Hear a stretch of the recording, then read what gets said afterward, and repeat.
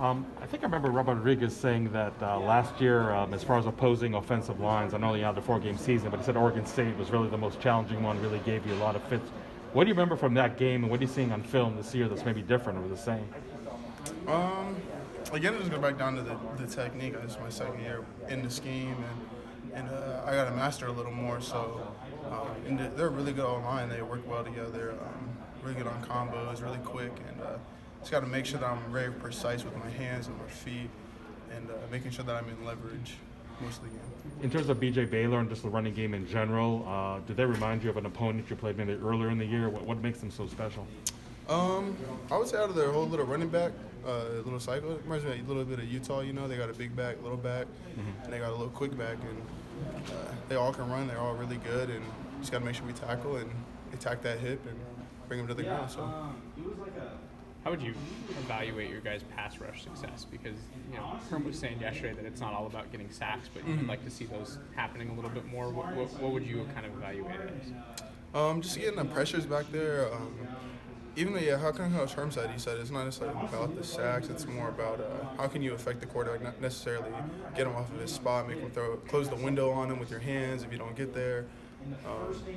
Just really making sure that we just keep on working and just keep on rushing and going, and don't necessarily just give up on your rush. And that's one thing I got to keep doing, is just keep fighting, just keep going. So. And how challenging is it to maintain that pressure constantly when you guys have guys that are getting hurt and you're constantly changing personnel like you were last week? It's kind of shorthanded. I don't think it's just hard to maintain. It's just the next man up, and whoever's in is just the next person that's just as good as a starter. So everyone's trained the same way. Everyone has the same technique down and knows the same thing, how to work their hands, work their feet. So everyone just got to keep just that pressure on themselves to just keep going. So last week, Herm had mentioned a conversation that you and him shared at the start of the year about needing a big year out of you, and he said that you've absolutely lived up to that. What was that conversation, and how did that kind of fuel your development and your process this year?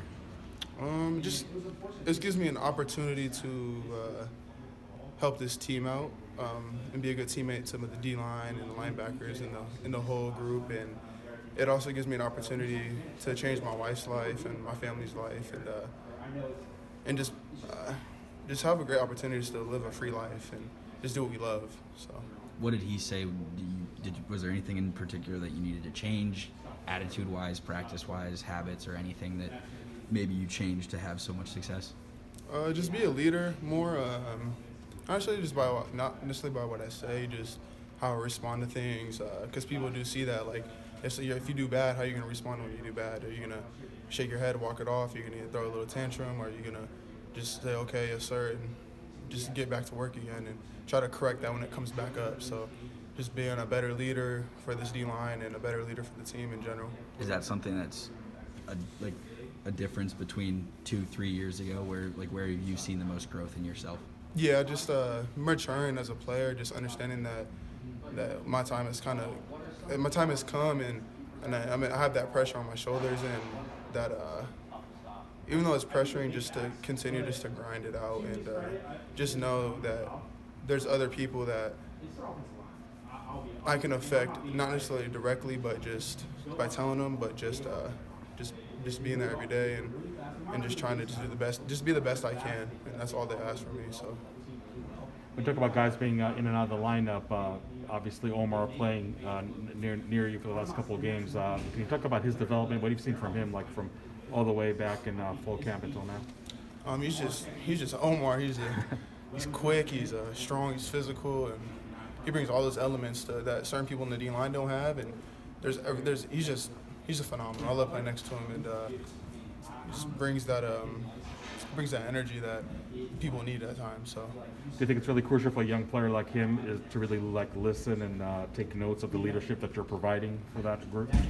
Oh yeah, because when the seniors are gone and the people that are there are gone, those people are going to be the next man up, and hopefully that we're able to set the example for them to lead in the right way, and they're going to have their own ways that they want to lead and do things, and they'll eat the kind of what Coach Ross says, eat the meat but throw away the bone, and just whatever's good keep it, whatever's bad throw it away. So, and I think that's very important for them to do. So. he hasn't been able to play in a couple weeks, but what does Shannon Foreman mean to this team? Man, he means everything.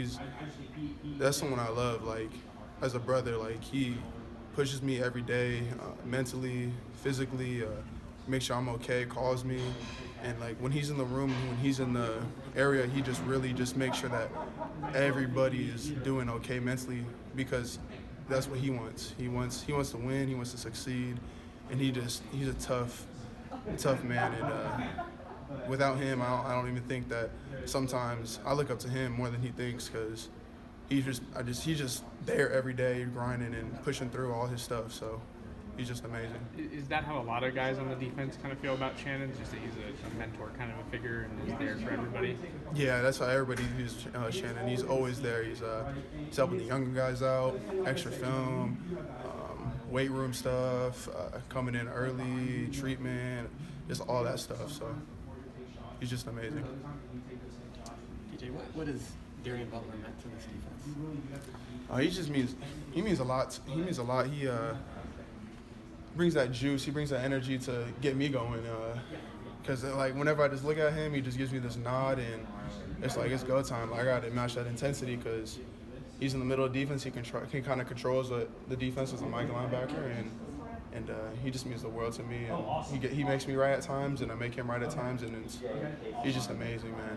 It really helps me out a lot. Does he do that before the game, just kind of give you this look, or is he vocal before games? How is he like in the locker room? All of it, vocal, the looks, the mentality, focus with his headphones on, just thinking about the game with an intense force. And I think everybody sees that. Like, the offense sees it, they rub off on him.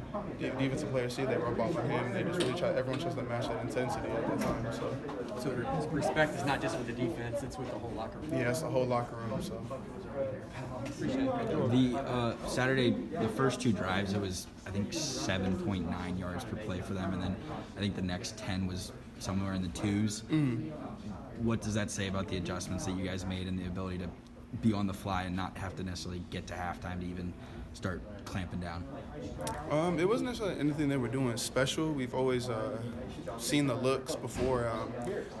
We know we just toughened up when when it would come to adversity hit again, we just said, you know what, we're going to fight this, and we just started doing everything that we were trained to do, and we went back home and with our feet in our hands, linebackers flowing over the top, coming downhill, DBs covering, and it just did what we had to do. I mean, there's not really much more to say about that. And then playing in the sloppy weather conditions, I know everybody makes a big deal out of it for the offense, but in terms of defensively, do you kind of enjoy playing in that muck and in the trenches? Yeah, I like that because you get dirty, a little muddy. I don't know. I just love it. It's a good environment to be in because like kind of Coach AP said and Coach Rod, like you make the money up when you go up north. So I mean, it rains up there, it snows up there, and who's gonna come and hold their ground or who's gonna fold? So, and I think we just held our ground at that point. So. All right. Thanks, DJ. Thank you.